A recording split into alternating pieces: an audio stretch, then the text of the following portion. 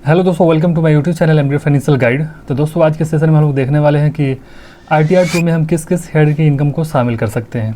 तो दोस्तों याद रहे, एक बिजनेस इनकम के अलावा जो भी इनकम का हेड होता है सभी को हम शामिल कर सकते हैं। सिर्फ बिजनेस इनकम को ही आप ITR 2 में नहीं दिखा सकते हैं। इसके अलावा जो भी आपका हेड का इनकम होता है, जैसे नंबर 1 इनकम फ्रॉम सैलरी या पेंशन।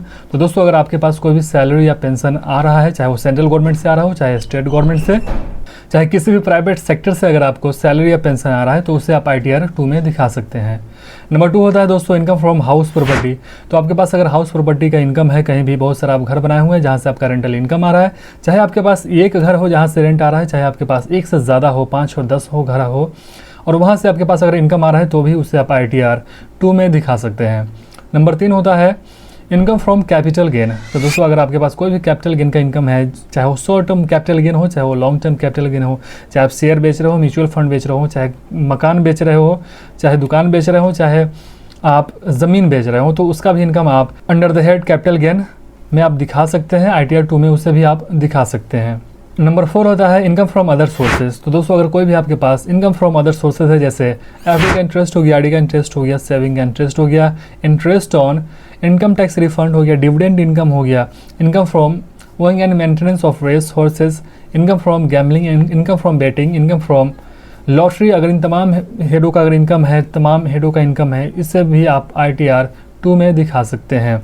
इसके अलावा दोस्तों अगर एग्रीकल्चर इनकम है 5,000 या उससे ज़्यादा, 5,000 से कम भी है, फिर भी आप उसे ITR 2 में दिखा सकते हैं। यहाँ कोई भी रेस्ट्रिक्शन नहीं है। जिस तरह का रेस्ट्रिक्शन हमारा ITR 1 और 4 में हुआ करता था कि आप 5,000 से ज़्यादा एग्रीकल्चर इनकम ITR 1 या 4 में नहीं दिखा सकते थे, लेकिन ITR 2 में दोस्तों इसका कोई भी रेस्ट्रिक्शन नहीं है। आपके पास 5,000 से कम या 5,000 से ज़्यादा एग्रीकल्चर इनकम हो तो भी आप इसे ITR 2 में दिखा सकते हैं। कोई भी रेस्ट्रिक्शन वाली बात नहीं है यहाँ पे।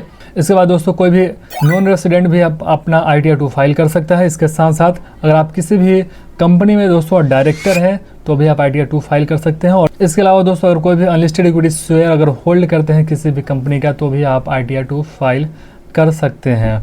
और इन तमाम हेडों के इनकम को मिलाने के बाद यहाँ पे कोई भी रिस्ट्रिक्शन नहीं है। जिस तरह हमारा 1 और 4 में हुआ करता था, ITR 1 और 4 में हुआ करता था कि आप 50 लाख से ज़्यादा इनकम वहाँ पे नहीं दिखा सकते थे, लेकिन ITR 2 में इसका कोई भी रिस्ट्रिक्शन नहीं है। आपके पास 50 लाख से कम इनकम हो, चाहे 50 लाख से ज़्यादा इनकम हो, आप किसी भी लिमिट के इनकम को आप ITR 2 में दिखा सकते हैं। तो दोस्तों इन सभी इनकम को आप ITR 2 में दिखा सकते हैं। तो दोस्तों वीडियो कैसा लगा एक बार कमेंट करके ज़रूर बताइएगा।